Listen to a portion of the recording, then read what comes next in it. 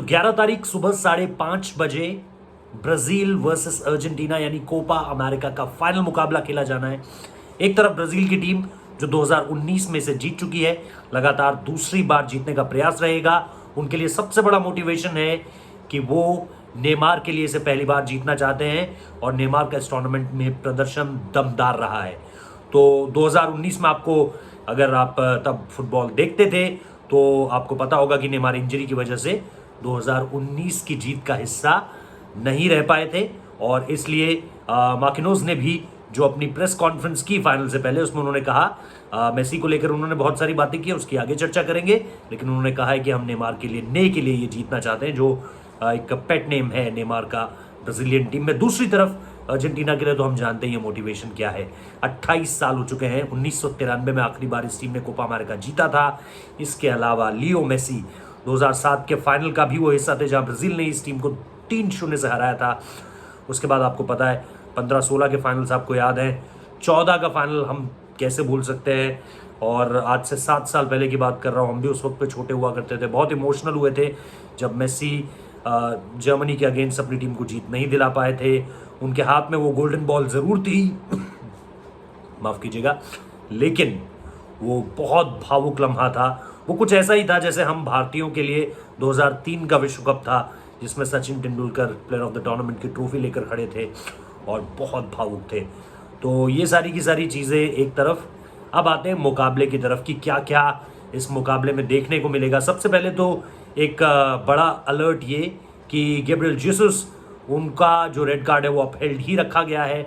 2 matches आपको पता था कि ये हो सकता है और यही हुआ है। जो उन्होंने वो हाई किक ली थी उसका खामियाजा उन्हें भुगतना पड़ा है और वो इस फाइनल मुकाबले में भी नहीं होंगे।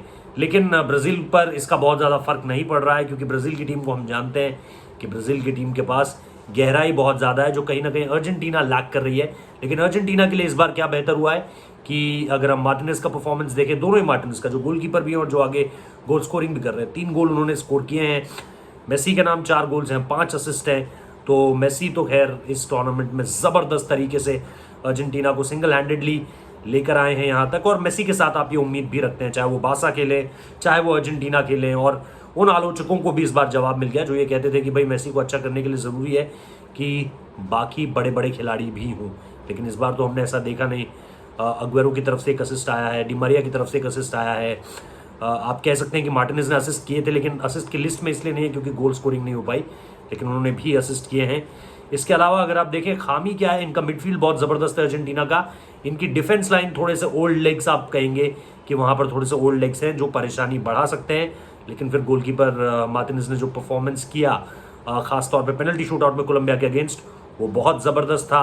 उधर आप देख ही रहे हैं कि भाई एडरसन को ले आए हैं ब्राज़ील में और वही मुझे लगता है अब गोलकीपर होंगे। लीग स्टेज में उनसे गोलकीपिंग नहीं कराई और अब नॉकआउट स्टेजेस में उन्हें ले आए। तो ब्राज़ील की टीम ये अफोर्ड कर सकती है।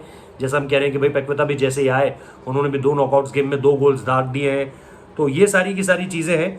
एक बार बहुत जल्दी से मैं चाह रहा हूँ कि आपको इस बारे में बता दिया जाए कि पॉइंट्स टैली तो आपको पता ही है, जो ग्रुप ए ग्रुप बी था उसमें दोनों टीमें टॉप पर ख़त्म किया इन दोनों ने। दोनों ही एक मैच ड्रॉ खेला दोनों ने। अर्जेंटीना ने अपना पहला मैच चिली के अगेंस्ट जो है वो ड्रॉ खेला था, प्लस ब्राज़ील ने इक्वाडोर के अगेंस्ट 1-1 ड्रॉ खेला। उस मुकाबले में नेमार नहीं थे, ये याद रखना बहुत ज़्यादा ज़रूरी है। नेमार को आराम दिया गया था और वरना ब्राज़ील शायद 5 के 5 मुकाबले जीत जाती। तो ये तो हुई जी। दोनों तरफ आपको पता है कि उधर से पैक्वेता, जैसा मैं लगातार कह रहा हूँ कि परफॉर्मेंस आया है उनका दोनों नॉकआउट स्टेजेस में। और इसके अलावा अगर आप देखें कि रिचार्लिसन अच्छा कर रहे हैं, ठीक कर रहे हैं, मतलब बहुत ज़्यादा अच्छा भी नहीं है लेकिन बहुत ज़्यादा ख़राब भी नहीं है। मैं बहुत बड़ा मुरीद हूँ विनीशियस जूनियर का, मैं उनको प्लेइंग 11 स्टार्टिंग 11 में देखना चाहता हूँ, लेकिन मुझे कम उम्मीद लगती है कि वो स्टार्टिंग 11 का हिस्सा होंगे। दूसरी तरफ जैसा हम लगातार कहते हैं कि उधर तो आप देख ही रहे हैं कि भाई लियो मेसी अपने दम पर ही, उसके अलावा मार्टिनेज का परफॉर्मेंस अच्छा है। अग्वेरो मुझे पता नहीं स्टार्ट करेंगे या नहीं, मेरे हिसाब से वो स्टार्टिंग 11 का हिस्सा नहीं होंगे। डी मारिया पर उम्मीदें होंगी, उनसे भी हमेशा ही रहती है, तो उनसे भी, क्योंकि सेकंड मोस्ट एक्सपीरियंस प्लेयर है इस टीम में। अगर आप मेसी के बाद किसी एक खिलाड़ी को देख रहे हैं तो वो बड़ी दिलचस्प चीज़ है। इसके अलावा मेसी सिर्फ 1 गोल दूर है पहले के रिकॉर्ड की बराबरी करने के लिए। साउथ अमेरिकन डाबी भी अगर आप देखते हैं तो उसमें आप देखेंगे कि पेले के सबसे ज़्यादा गोल्स हैं, मेसी उनसे 1 गोल पीछे है। 1 गोल और दाग देंगे, बराबरी पर आ जाएंगे। और इसके साथ साथ साउथ अमेरिकन कॉन्टिनेंट में जो है वो सबसे ज़्यादा गोल दागने वाले वो खिलाड़ी हो जाएंगे। हालांकि नेमार उनसे बहुत ज़्यादा पीछे नहीं है। तो ये एक कंपटीशन चल रहा है जिसको लेकर के काफ़ी चर्चा है सोशल मीडिया पर। इसके अलावा अगर आप देखें, जैसा मैं कह ही रहा था भाई, वहाँ पर शायद गोमेज, मार्टिनेज और मेसी पर बहुत ज़्यादा उम्मीदें होंगी। अगर उधर हम देखें तो रिचार्लिसन, नेमार, एवर्टन, पैक्वेटा, इनके ऊपर बहुत ज़्यादा। हालांकि फ्रेड का गेम भी बहुत ज़बरदस्त रहा है अगर आप इस पूरे के पूरे कोपा अमेरिका को देखें। इसके अलावा एक पॉइंट जो मुझे लग रहा था कि थियागो सिल्वा को लेकर के क्या अप्रोच होगी, क्योंकि ओल्ड लेग्स अगेन जो हम अर्जेंटीना को लेकर के कह रहे हैं कि भाई अच्छे डिफेंडर्स हैं लेकिन थोड़े से बुजुर्ग हो चुके हैं, वही सवाल मेरा इस टीम को लेकर भी है। थियागो सिल्वा को अगर आप देखें चेल्सी पे जब वो खेलते हैं तो रूडिगर के पास वो पेस है जो कहीं ना कहीं उनकी उस कमी को छुपा लेती है। यहाँ पर क्या इस तरह से चीज़ें होंगी, ये देखना बड़ा दिलचस्प होगा।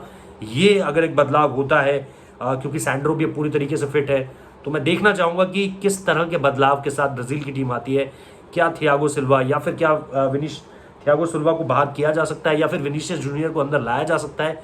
ये एक दो चीज़ें ऐसी होंगी जिसको मैं देखना चाहूँगा। प्लस जैसा मैंने कहा, गोलकीपर पर नजरें होंगी कि क्या एडरसन को ही मौका मिलता है या फिर उनके ऊपर 2 मैचेस पे भरोसा दिखाने के बाद उन्हें भी बाहर कर दिया जाता है।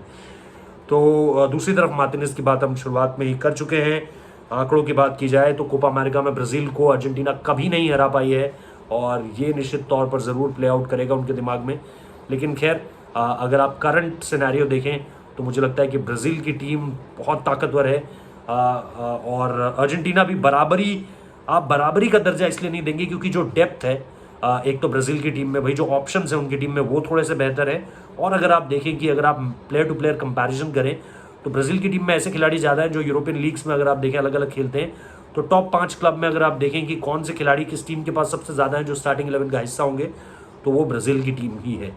तो इस लिहाज से मेरा दिल कह रहा है कि इस बार अर्जेंटीना जीतेगी और लियो मेसी निश्चित तौर पर डिज़र्व करते हैं इस खिताब को अपने नाम करना या अपनी टीम के लिए किसी एक इंटरनेशनल। वो शायद अंडर 20 वर्ल्ड कप भी जीते हैं अर्जेंटीना के लिए, वो ओलंपिक्स भी जिता चुके हैं अर्जेंटीना की टीम में रहते हुए उस टीम को। लेकिन एक इंटरनेशनल बड़ी ट्रॉफी चाहिए लियो मेसी को। वो जो गोट वाला एक चलता रहता है कि greatest of all time, I think उनको पता नहीं, मुझे ऐसा नहीं लगता है कि कोई इंटरनेशनल ट्रॉफी अगर उन्हें नहीं मिलेगी तो वो कम दर्जे के खिलाड़ी हो जाएंगे। वो बहुत अमेजिंग प्लेयर है, उन्होंने बहुत कुछ अचीव किया है, उनकी इंडिविजुअल स्किल्स बहुत कमाल की हैं, उनकी प्लेइंग स्टाइल बहुत कमाल की है। इस पर तो घंटों घंटों बात की जा सकती है। लेकिन अगर यहाँ पर मेरा दिल कह रहा है कि लियो मेसी इस बार जीत जाएंगे, लेकिन मेरा दिमाग कह रहा है कि ब्राज़ीलियन टीम को एज है इस मुकाबले में। अब देखते हैं कि मेसी को कैसे रोक पाती है ब्राज़ीलियन टीम। और अपोजिट सेम वही होगा कि अर्जेंटीना क्या पैक्वेटा खास तौर पर जिस तरह से उन्होंने 2 नॉकआउट गेम्स में स्कोर कर दिया है, और नेमार जिनके पास अगेन वो मोटिवेशन है कि वो अभी तक अपनी टीम को कि उस टीम का हिस्सा नहीं रहे जो कोपा अमेरिका जीती है, क्या वो अपने सपने को पूरा कर पाएंगे। देखते हैं, आपके साथ हम पोस्ट मैच के साथ भी जुड़ेंगे। जैसा मैंने कहा, मेरी प्रेडिक्शन यही है कि मेरा दिल कह रहा है अर्जेंटीना, लेकिन मेरा दिमाग बता रहा है ब्राज़ील। आप भी ज़रूर बताइए कि आपकी प्रेडिक्शंस क्या कह रही हैं। इसके साथ साथ वीडियो को लाइक ज़रूर कीजिए, शेयर ज़रूर कीजिए, चैनल को सब्सक्राइब ज़रूर कीजिए।